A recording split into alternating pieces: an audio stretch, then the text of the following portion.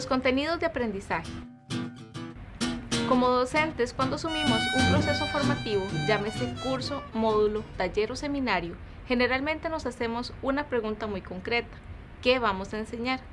La selección de los contenidos de ese proceso formativo nos pone a los docentes ante dos situaciones didácticas específicas. Primero, la selección de la materia, que involucra la determinación de cuántos y cuáles temas y subtemas se incluirán, y segundo, la determinación de la secuenciación, es decir, la forma y el orden que tendrán dichos contenidos a la hora de traerlos al aula. Por lo tanto, esta selección necesita un proceso donde el docente tome decisiones con base en una significación lógica, donde los contenidos representen las necesidades de la actualidad y estén contextualizados a esta. Para esto, debe tener en cuenta tres elementos fundamentales: la selección, la secuenciación y representación del contenido, los cuales son necesarios al diseñar todo proceso de aprendizaje con el objetivo de responder a las necesidades de los y las estudiantes. Esta semana hablaremos sobre los contenidos de aprendizaje. Nos enfocaremos en estos tres elementos que le permitirán realizar un análisis de los contenidos que usted desarrolla en su curso. ¿Qué son los contenidos? Muy sencillo. Los contenidos son los saberes, conocimientos, habilidades y valores que han sido establecidos previamente por autoridades académicas como objeto de estudio de un curso. En otras palabras, es el material de enseñanza que se debe procesar lógicamente y que se pone al alcance de los estudiantes. Por lo tanto, el docente realiza un proceso de selección y jerarquización de los contenidos en el cual debe reflexionar y tomar decisiones sobre qué, cómo y para qué enseñar. Es decir, los contenidos están íntimamente vinculados a los objetivos educativos, las estrategias didácticas y la evaluación del aprendizaje. Todo esto se lleva a cabo con la intención de impactar las estructuras cognitivas de los estudiantes, creando un ambiente educativo que favorezca el desarrollo conceptual, procedimental y actitudinal en un campo profesional específico. El docente tiene la función de mediar entre los contenidos, los procesos de aprendizaje y el estudiantado. Esa mediación se lleva a cabo a través de diversas experiencias y rutas de aprendizaje.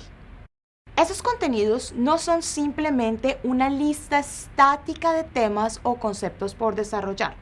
Por lo contrario, como docentes no podemos pretender enseñar exactamente lo mismo que se enseñaba en 1990, en el 2015 o en el 2030, porque los contenidos en su propia naturaleza deben percibirse de forma en espiral. Ellos van a cambiar con el tiempo, teniendo en cuenta los conocimientos que se generan en los diversos contextos culturales.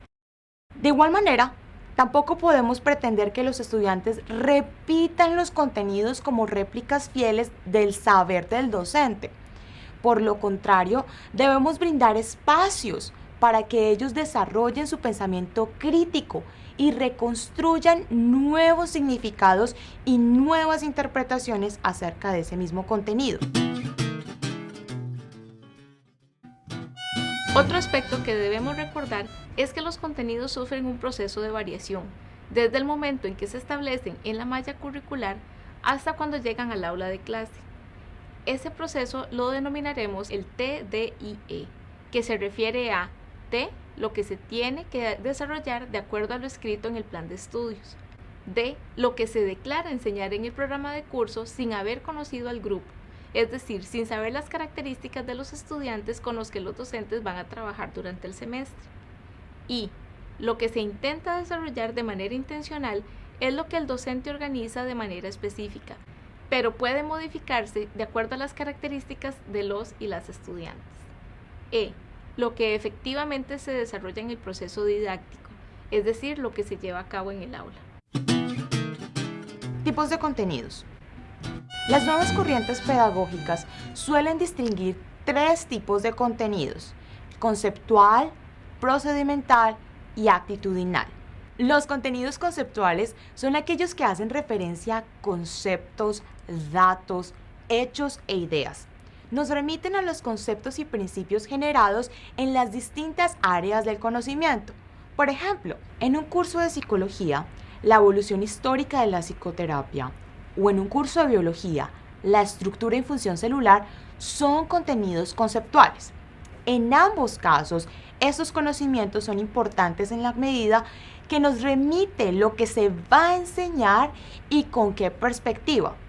Es el aprender a conocer. Por otro lado, los contenidos procedimentales hacen referencia a los procedimientos, destrezas y estrategias técnicas que se relacionan con el saber hacer, es decir, la capacidad operativa y la resolución de problemas. Por ejemplo, en enfermería, un contenido procedimental es la aplicación de una inyección intramuscular, o en música es la coordinación motriz en la ejecución vocal, corporal e instrumental. Los contenidos actitudinales hacen referencia a las actitudes, normas y valores que contribuyen con el desarrollo de la personalidad del estudiante, generando pautas de comportamiento y valores. Se relaciona con el aprender a hacer. Por ejemplo, la capacidad de desarrollar un trabajo en grupo o en equipo, el desarrollo de habilidades personales y profesionales en el trabajo con comunidades, entre otras. Recordemos que esta clasificación individual que acabamos de describir no es un indicador de que los contenidos están desligados los unos con los otros. Por el contrario, es necesario abordarlos de una forma contextual, teniendo en cuenta las necesidades del nivel educativo, la realidad formativa, profesional, social y adecuadas al estudiantado. Selección. ¿Cómo escoger los contenidos? Para seleccionar los contenidos que se llevarán al aula, existen una serie de criterios generales que se deben tomar en cuenta al momento de seleccionarlos. El primero es la representatividad. Los contenidos deben de estar acordes a las necesidades y pretensiones del contexto actual. El segundo es la significatividad, que permitan a los estudiantes establecer relaciones de forma sustantiva con sus conocimientos previos, de manera tal que ellos puedan desarrollar procesos de construcción de conocimientos, en lugar de apelar a la memorización mecánica. El tercero es la transferibilidad, es decir, la priorización de aquellos contenidos con mayor poder de aplicación en diferentes situaciones en las que fueron aprendidos. La cuarta es la durabilidad. Se relaciona con la priorización de contenidos que son menos perecederos en un contexto, que se caracteriza por la rapidez del cambio. La quinta es la relevancia. Tiene que ver tanto con la validez asignada por los miembros de la comunidad científica y académica como con la relevancia social. Y por último, la especificidad, que es la priorización de contenidos que difícilmente se pueden abordar desde otras disciplinas. Para organizar los contenidos de manera secuencial, se deben establecer la relación entre estos, tomando en cuenta los siguientes pasos. Primero, identifique los contenidos más generales o claves. Segundo, determine los contenidos más inclusivos que se derivan de los anteriores. 3. Establezca las relaciones utilizando aquellos contenidos que pueden servir de conectores entre unos y otros. Cuarto, haga la diferenciación progresiva en que se van a desarrollar. Quinto, podemos pensar en la integración de nuevos conocimientos. También es importante establecer una estructura jerárquica o estructura secuencial. Por ejemplo, para los contenidos conceptuales y procedimentales se puede establecer una estructura vertical u horizontal, es decir, de simples a complejos o de generales hacia aquellos que son más específicos. Preguntas orientadoras. Para finalizar, se proponen unas preguntas que le permitirán orientar un análisis de los contenidos del programa de curso y establecer la red de contenidos. ¿Cuáles conceptos, hechos, procedimientos, valores y actitudes se trabajarán? ¿Qué orden se seguirán para trabajarlos tomando en cuenta su organización? ¿Con qué nivel de profundidad y amplitud se trabajarán tomando en cuenta los conocimientos y aptitudes de los estudiantes? ¿Qué se espera que los estudiantes conozcan, comprendan o hagan en cada uno de los temas que se desarrollan en el curso? ¿Qué proceso debo seguir para convertir los contenidos disciplinares en contenidos de aprendizaje? ¿Qué nivel de integración conceptual se busca tanto a nivel disciplinar como interdisciplinar?